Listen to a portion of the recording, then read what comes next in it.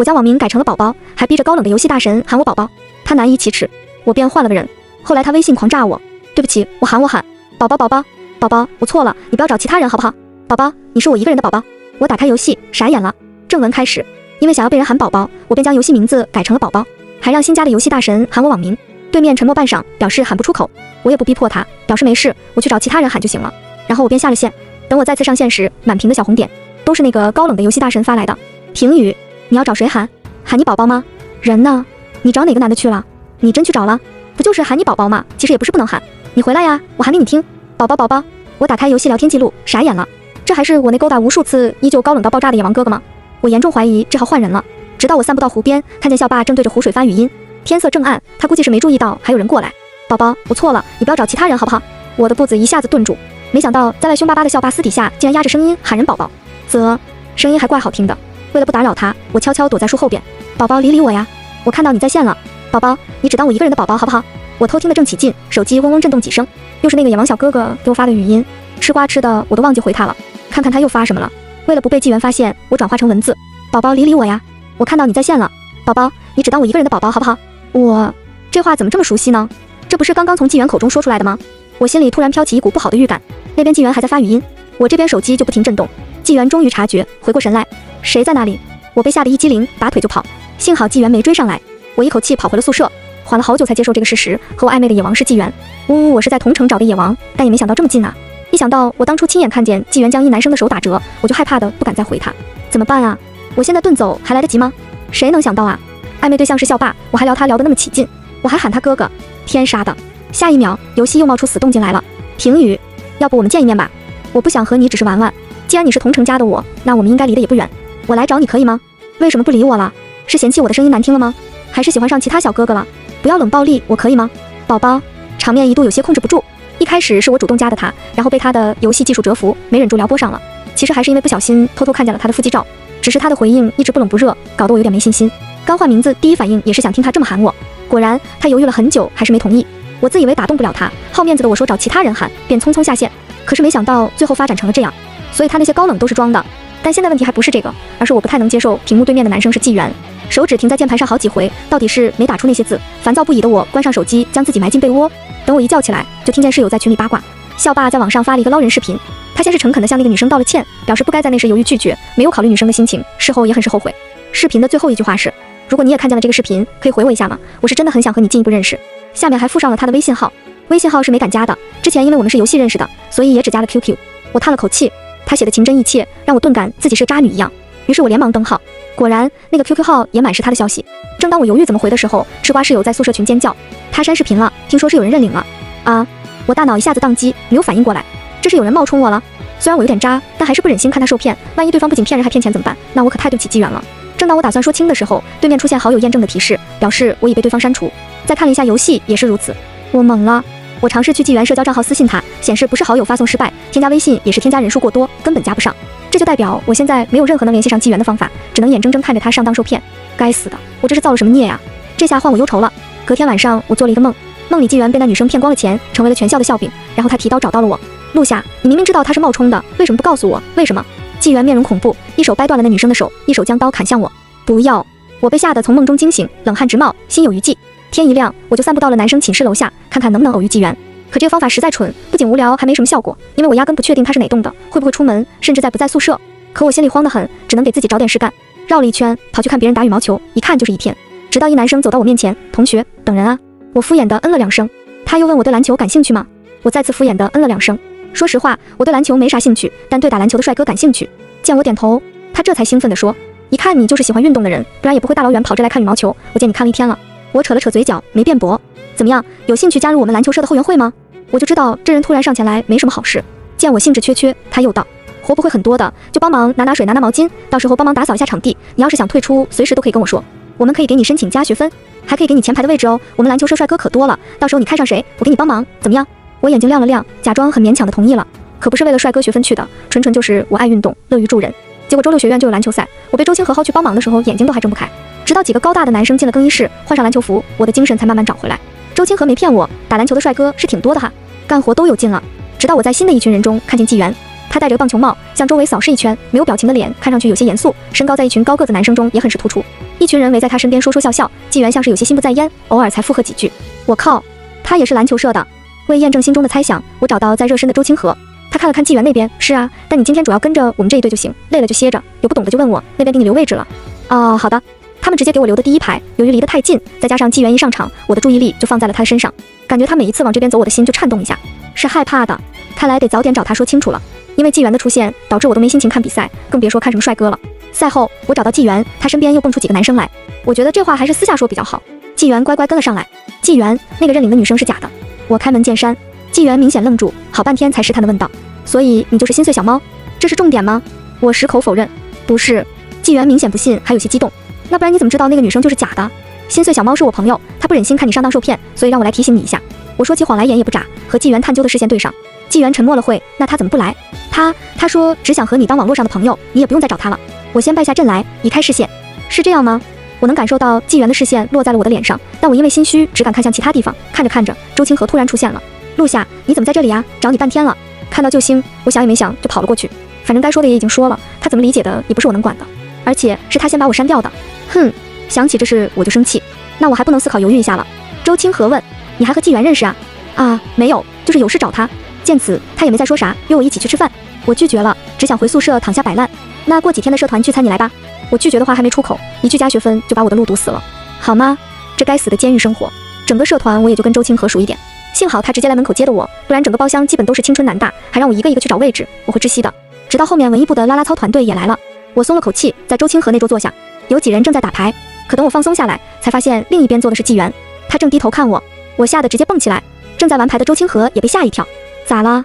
没啥，就是看见了一只蟑螂，耳边好像有笑声。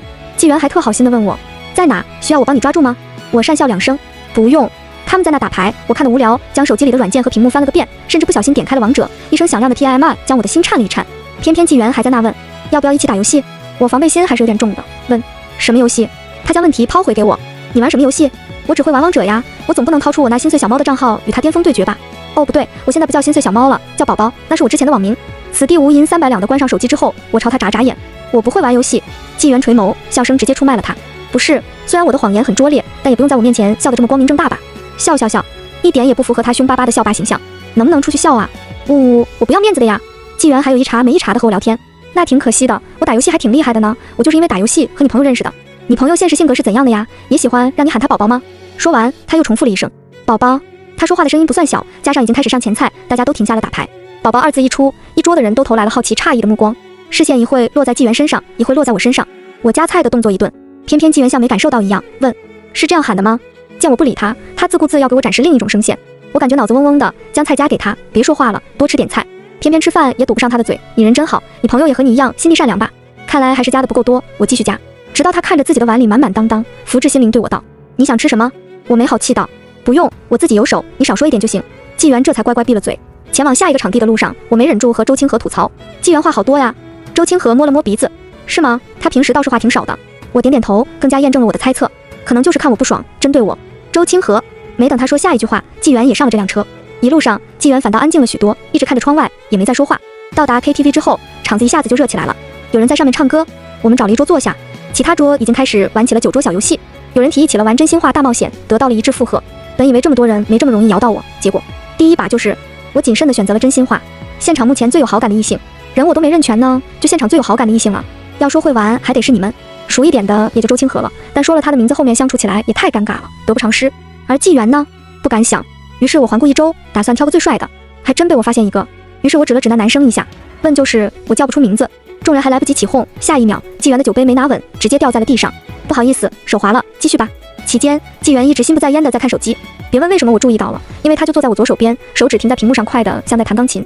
也不知道是在和谁聊天呢，聊这么起劲，直到转盘转到他没有犹豫的选择了大冒险，与一位异性十指相扣，对视1分钟。正想看戏的我心里突然升起一股不好的预感，他声音散漫，像是随便点了个人。你可以吗？虽是询问，但这环节可以拒绝吗？我请问呢？纪元已起身，无奈之下我也只能跟着起来。纪元很高，我自诩在女生当中算高的，但此时也只看得见他的下巴。他似乎也是注意到了，弯下半个身子，尽量与我视线平行。因为没有支点，他虚扶住我的手臂，我这才想起来还要十指相扣，无奈之下只得主动抓住他的手。计时终于开始，他的手很大也很冰，可能是因为开了空调的缘故。周遭突然寂静，我的视线专注在他脸上，也是这些天来第一次这么认真看他。实话说，纪元也挺好看的，算得上是帅哥，只是平时没有表情的他，看上去有些难以接近。他的眉毛很浓，碎发堪堪遮住，鼻梁挺翘，嘴唇饱满红润。若是我没看错的话，他的唇角是微微勾起的弧度，降低了几分他周身的冷硬。他这是在笑吗？似乎是看出来我的分心。他用指腹小幅度摩挲我的虎口处，酥酥麻麻的，也将我的思绪拉回不少，专注于看他的眼睛。纪元的眼睛也很好看，像一汪海洋，海的正中间倒映出我的整个模样，引诱着我沉沦。我一时失神，感觉心脏有几秒突然加速跳动，直到倒计时终于结束，我松了手，推开他，回到自己位置上。再玩了几轮，转盘再次转到我，我无所谓的选了大冒险，选一位异性，一边摸着他的脸，一边说你好讨厌哦。正好我也想着换个男生，说不定就能把刚才的感觉给压下去。谁知纪元直接说来吧。我有说选他吗？他迷茫了一瞬，解释道刚刚你帮了我，这次理应我帮你了，不用想太多。我才没有想太多，摸着他脸的时候，我反倒没有那些乱七八糟的想法，还能恶狠狠地说你真讨厌哦，一点暧昧气氛也无。说完我就松了手。后面他们越玩越嗨，对隔壁桌的某位异性说我没穿内裤，你能借我吗？去其他桌自我征婚介绍2分钟，去厕所里唱歌，让所有人都能听到你唱的什么歌，亲一下再做一位同性，任何部位都可以，做自己最性感最妩媚的表情或动作，诸如此类都是小儿科了。有时抽到的题目实在不想做，我便选择了喝酒，喝着喝着就有些头晕了。我借着去洗手间的名义去门口吹风，有个男生来搭讪，我没搭理他，他拉住我的胳膊不让我走，身上酒气冲天。美女就加个好友认识一下嘛，别这么小气。我烦躁不已，刚想推开他，下一秒那人被推倒在地，我抬眸撞进纪元深邃的眼眸，他移开视线，还打算教训那人，我想着多一事不如少一事，便拦住他，算了。纪元只得再踹了那男的一脚，才牵着我往里走。我脑子迷迷糊糊的，以为他是要回包厢，就任由他牵着，直到他在没人的楼道停下，我这才后知后觉的想逃。不回去吗？你不回去，那我回去了。录下。他叫住我，好玩吗？我明白他在说什么。刚刚吹风都没清醒的我，在他下一句话落下之后却醒了个彻底。为什么要装不认识我？为什么要说那人是你的朋友？就这么不想认识我？这么不想和我有关系？现实中的我就让你这么难堪吗？说着说着，他又自嘲道，早知道屏幕对面的是我，你压根就不想和我聊天吧？可是怎么办？我还挺喜欢你的呢。我怀疑他醉了，事实证明他也是真的醉了，直接倒在我怀里，我扶得站不住脚，只能给周清河打电话。幸好周清河接了，我才得以解放，一起将他送回学校。走回宿舍的路上，我脑海里一直是纪元委屈到流泪的控诉，为什么连做朋友的机会也不给我？为什么对周清河都比对我上心？还有你刚刚选的那个人，他有什么好？我们就真的没有可能吗？我的思绪纷杂，没了一开始的淡然。我没想到他早就知道了，可能心里曾升起一点猜测，但我不敢往深了想。如今赤裸裸的摆到了明面上，我反倒看不透自己的心了。一开始我是见他游戏标多，全能且野王，才从附近加了他的好友。我是没想到他会同意的，因为看他的主页是个不缺妹子加的人。但他不仅秒同意，还邀请了我，我赶紧点了同意。里面还有一个他的好友。他游戏打得很好，为了能抱上他的大腿，我开启了夸夸模式。哇，太帅啦，马超哥哥，马超哥哥你好厉害呀！嘿嘿，还好有你，不然我就没了。我的天呐，简直收割机器哎！今天又是被带飞的一天，耶耶耶！要是我也这么厉害就好了。原本开麦在指挥的后羿突然闭了麦，缓缓打出一个问号。小乔，你能不能也夸夸我？我打的也还行啊，这么可着他一个人夸。嘿嘿，主要是我喜欢马超的国服标，但夸了这么久，他也没给点反馈，我心里也没底。有台阶变上，又抱上他好友后羿的大腿。后羿哥哥，你射好准啊！我去，这波反杀太帅了，我差点以为你要没了。我还没发挥几句呢，结果这后羿就飘了，连辅助都不带，孤身闯敌营，对面也不是多菜的，露头就被秒。我一开始还能安慰几句，没事没事，都怪对面，这波已经尽力了，肯定是系统看你太厉害了，制裁你的。后来他带辅助了，但2条5支援都来不及，他还越挫越勇。刚才失误了，看我的，再来。然后又是送了一波，眼看着游戏就要输了，我也实在夸不下去了，专注于游戏操作。倒是这时马超站出来了，还为我挡了好几下致命伤害，导致他残血狗回野区，主宰也丢了一个。我看明白了局势，基本都跟着他，在他后面还能捡个人头。游戏的最后，双方打得不相上下，马超决定赌一把，带兵偷塔。我们尽力拖住对面，眼看着我们这边4个人都死了，对面还剩2人，直接用最快的速度过来推水晶。马超没有回城，双方都在赌，我的心提到了嗓子眼。千钧一发之际，对面水晶先几秒没了，游戏胜利。回到房间之后，只有我和他。我刚打完字，问他朋友不来了吗？游戏就开了。这次大腿我抱得明明白白的，直接拿出了我可爱的小姚，老老实实跟在他身后。快下线的时候，我要到了他的 QQ 号，嘿嘿，方便下次打游戏再叫他。他打游戏不怎么开麦，反倒是我从一开始的打字夸夸到了后面的语音夸夸，本来就是正常游戏搭子情，直到我不小心看到了他的腹肌照，他那个后羿朋友发给我的，但我想要正脸，他死活不给，让我自己去要。我要了呀，但纪元没给，而我也从一开始的游戏夸赞到了时不时的聊他2句。他一开始是没什么反应，但到后面也慢慢会给回应。不过我提了好几次看他的照片，他还是没给。我陷入沉思，直到在网上刷到将网名改成宝宝，让喜欢的人来喊你的名字，我第一时间就去找他了。回忆到此戛然而止，说完全没一点喜欢是假的。第2天我就将纪元约了出来，他少见的不好意思，昨晚有点喝多了，说了一些奇怪的话，你别放在心上。不，我也有问题，是我一直遇事在逃避，不敢正面回应。见我承认，他诚恳道歉，我不该删你，是我的错，对不起，只是你一直不回我，我只能想到这种办法，你才会来找我。我真的挺想和你见面发展的，可能你对我也没什么喜欢，那我们从朋友做起，可以吗？后来我们把话说开，决定从朋友做起。再熟悉一点了，我终于问出我困惑了好久的那件事。其实我那么害怕承认那个女生是我，是因为有年元旦你将一男生的手打折，那个时候就听说你是什么校霸，吓得我拔腿就跑。纪元，他似乎是思考了一会，然后急忙解释，你说那件事啊，我有点印象，可是我打那个男生是因为他找角度偷拍穿裙子跳舞的女生，我没事不打人的。而且什么校霸头衔，不是因为脾气不好喜欢打人，是篮球社那些人打球打不过我，就这么喊我的。后面可能传得有点离谱吧，真的不信你可以去问周清河他们都是知道的。我脾气真的挺好的，你别听那些乱七八糟的谣言。他越解释越慌，生怕我不信。我意识到我又错了，如果我选择从他人口中认识一个人，该去认识这个人，一开始我就应该问清楚的，而不是贸然下了武断。想到自己误会了他那么久，偏他还一副自己做错了事的模样，在那道歉我就过意不去，鼻梁一酸。是我的问题，你别道歉了。他停下说话，对不起，纪元，我控制好情绪，今晚还打游戏吗？就我们俩。好，后面我们除了平时会一起见面出去玩，再就是一起打游戏了。哦不对，我们偶尔还能在篮球社见面。后面他才告诉我，其实早就知道我是谁了，周清河也是故意来接近我的。好，这么玩。但为了学分，我没走。不过我的活就扔给纪元，和周清河做了。纪元倒是干得乐呵呵。周清河叹息，我是你们 play 的一环吗？后面不知道纪元又跟他说了什么，他也干得乐呵呵的了。嘿嘿嘿，就是笑得有点颠。我打完卡没事做，就到处走走，然后看别人打篮球。看着看着，总感觉中间有个男生看着特别眼熟。我发着呆看了很久，甚至不知道什么时候纪元也坐了过来。等我回过神来，猝不及防撞进旁边幽深眼眸，我吓了一跳，问：你什么时候来的？他没在看球，而是在看我。你喜欢他？啊？谁？纪元抿唇，就你上次真心话大冒险选的那个人。我又看了看场中央，难怪觉得他怪眼熟的呢。见我继续看他，纪元没好气道：你要喜欢他的话，要不要我帮你和他认识啊？我回头，可以吗？纪元怔住，随即咬牙道：你想要怎么和他认识，说说看。我继续逗他：你把他联系方式给我呗。对了，他打不打游戏啊？你说我每天和他打游戏开始会不会好一点？他挡住台下，不让我再看向那边。他打游戏菜得很，没我厉害。不试试怎么知道呢？